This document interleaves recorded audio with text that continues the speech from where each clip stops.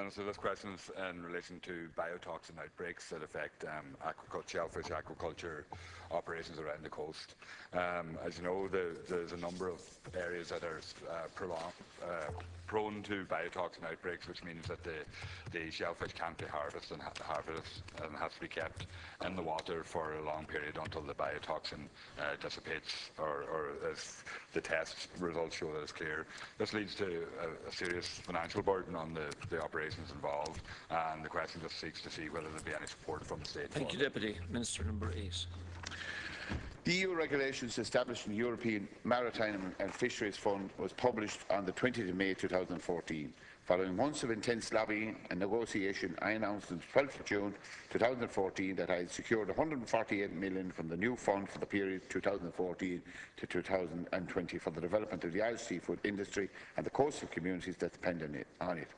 This funding is more than double the amount that was available to Ireland during the last common fisheries policy and will ensure a strong seafood industry in Ireland that can grow and expand to meet its potential up to 2020. Ireland's EMFF allocation is to be provided through 5 discrete funding envelopes, namely 71 million for investment in seafood industry, 32 million for data. Yeah, but I just need to give it to you because it's a specific question. I will be discussing this with the Minister for Public Expenditure. The EMFF fund will provide support for our fishing fleet to meet the challenges of the new discards ban. It will support the development of the seafood processing sector, a sustainable aquacultural industry, and the communities that depend on the vibrant seafood industry. My department has been working since 2013 on developing a new operational programme, setting out the arrangements for spending Ireland's allocation under the fund, and has engaged with stakeholders on a number of occasions to date.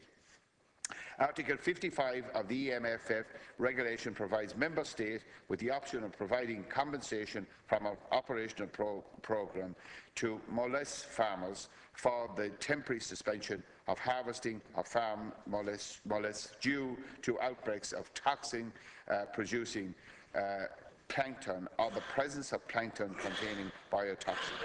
The outbreak must last for more than 4 consecutive months, or alternatively the loss resulting from the suspension of harvest must amount to more than 25% of the annual turnover of the business concerned. At this time, I am minded to make provisions in the operational programme for such biotoxins compensation fund. This is subject to final decisions on overall priorities for the seafood sector and to evaluations by independent consultants of the appropriateness of such a measure. Thank you, Minister. Deputy Thomas Pringle. Thank you, John Corley. Minister, the last 10 seconds of your script there was actually dealt with the question, and it's welcome. I do welcome the fact that it's going to be included in the operational programme.